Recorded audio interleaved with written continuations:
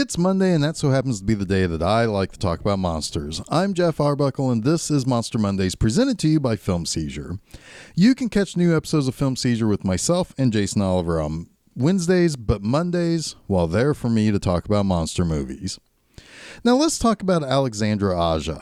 Aja is a French director who clearly cut his teeth on exploitation of the 70s. He first came to some prominence by making the 2003 horror film High Tension. This allowed for him to go on to remake the classic The Hills Have Eyes, which is highly thought of as being better than Wes Craven's original. Over the years, he did a few other remakes, one of which was a sort of remake of Piranha. And then Maniac, which was based on a highly appreciated 1980 exploitation horror film about a serial killer. His latest hit is the focus of this week's Monster Mondays, Crawl. Crawl has a few monsters to deal with. The first, which is what most everyone will be attracted to for the movie, is the alligators. Alligators are a fun real-life monster. They are all teeth and leathery skin and muscle. Also, we're led to believe that they are all over Florida and can pop out and eat you at a moment's notice. And shit. Most of the country believes Florida to be a scary place full of weirdos and meth and old people anyway, so maybe it might just be best to take one from a gator. I'm just kidding. Another real-world monster that our heroine Haley has to deal with is the threat of a large oncoming hurricane that is about to smash into her dad's town. Finally, there's a third monster at play here. Haley deals with trying to constantly prove herself as a champion swimmer at the University of Florida and also prove herself to her dad. Throw all these things together and you've got yourself a recipe for a fun disaster and monster movie. So the movie begins and we meet Haley competing at a swim meet. She loses and has a flashback of her father, who's played by Barry Pepper, who I haven't seen in a long time, and it's kind of fun to see him again, coaching her to really kind of never let anyone see her cry when she loses. She then gets a call from her older sister, Beth. And Beth is kind of like the good daughter. She's got a family. She's got a kid. I think she's expecting another one. And Beth is worried about the storm approaching and not really hearing from their father. And because she's a little bit further away and because she has kids to take care of and everything, she asks Haley to go check on him. Now, we learned some things about their mom leaving their dad and the tough relationship shared between the dad and Haley. The first place she tries to find her dad is at a new condo he's shacking up at now that he's separated from his wife. And of course, he's not there. She goes to the family's home and finds him injured in the crawl space. As she pulls him out of the crawl space to get him to help, a gigantic gator comes after them. Being effectively trapped in the crawl space with a giant gator and a hurricane coming, Haley and her dad bicker about whether or not she should be there, she should leave, etc. She tries to retrieve her phone and has a conversation with her dad about her doubts as a swimmer and so forth. Much like Chekhov's gun, we basically know where this is leading. He's always coached her about being an apex predator in the water, and now she's facing one in a gator. And by the way, her school that she goes to is Florida, and their team name is the Gators, so that's kind of clever, I suppose. Now, Haley eventually gets attacked by a gator and her leg gets bitten. It's then that she realizes that there are two giant alligators to contend with in the crawl space. One of the gators destroys her phone and she's able to use a screwdriver to stab it in the eye. While she deals with her wound, the hurricane's rainfall is starting to flood the crawl space. This gives the alligators a bit of an advantage, as it's mentioned that they can see and hear better underwater. Haley then sees people with a boat across the street at a gas station, but they're actually there looting the place and stealing pretty much anything that's worth a damn, including the whole damn ATM machine from the gas station. She's able to get the attention of one of the looters, and as he walks towards the house, he's not aware of the alligator swimming around, and we see in the background one of the other looters get attacked and eaten by one of the alligators swimming around. So soon the other two guys, the guy who got their attention, or that Haley was able to signal, they get attacked and killed as well. A plan is then devised to find the wet wall and the hatch that should be near it. However, the hatch has something on top of it, and they won't be able to use it to get out. But the cops come, and they're able to get the attention of the police people outside.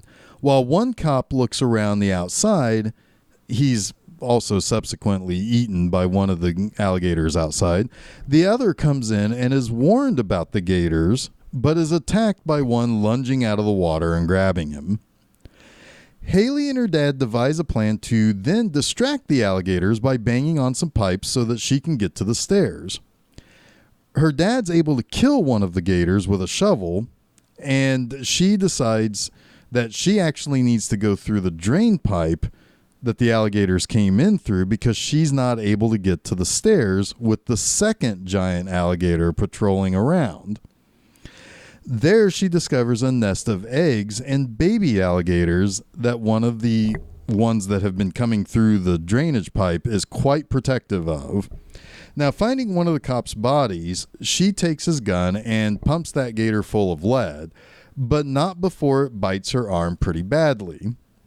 Still, she moves on and is able to get through the pipe and even gets away from another one of the alligators waiting outside, and she's able to get back into the house and bust through the floor, barely saving her dad from drowning. They plan to get in the car and take off, but the whole place is completely flooded. He spots the looters' boat, and they plan to make their way across the flooded sea of gators to the gas station to take the boat to safety. However, another problem pops up, and that is a nearby levee breaks, so time is of the essence. She barely gets to the boat and picks up her dad, but the water from the levee wrecks the boat into the house, and basically they're stuck all over again. Worse, the alligators are back too.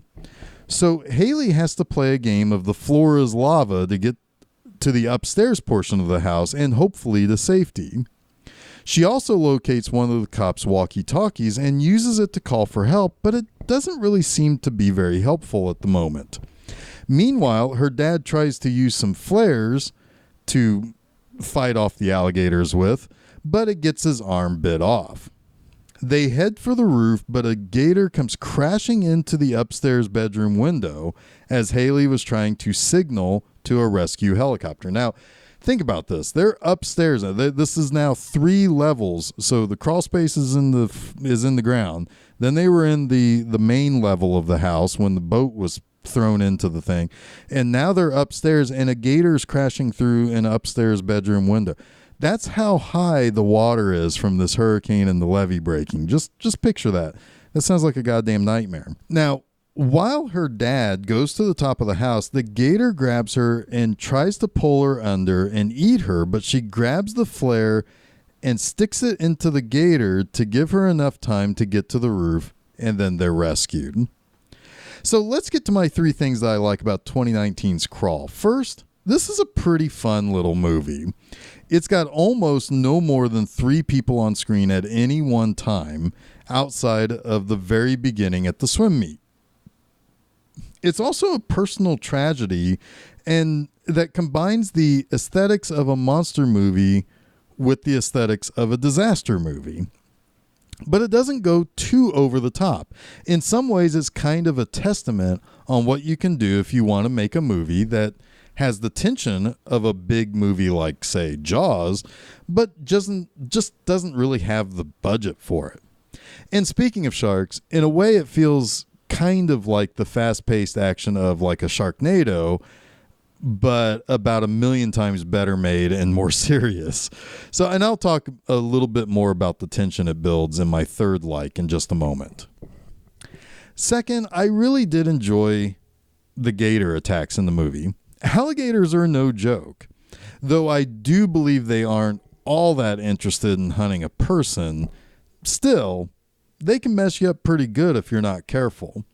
So the attacks are vicious in that regard too. I like that the first victims are people who kind of have a horror movie karma thing going on for them. They were boating around and looting shit. Looting is dumb. Ergo, these people are dumb. How they are killed, though, is kind of brilliant. Haley drawing the attention of one so that his friend gets attacked behind him in the distance. That's some pretty good scene composition there. The cop, who was a friend of Haley's family, seemingly is there to either be stuck in the situation with them or save them, gets attacked quickly, and they tear his ass apart. It's not great to see a cop who did nothing wrong die, but it's a fun moment because of how the whole thing is built up to. Aja definitely builds that tension pretty well, and he does the one thing no one wants a director to do. He keeps the dog from basically he keeps drawing attention to this dog as if he's going to kill a dog, which nobody wants a director killing a pet or an animal in a movie, even with other animals. But he keeps drawing attention to it, but he ends up keeping it alive. So it's a little bit of that subversion where it's like, oh man, we're going to have to watch an alligator eat this dog. The dog is never, ever, as much attention is drawn to it, he's never in any kind of trouble.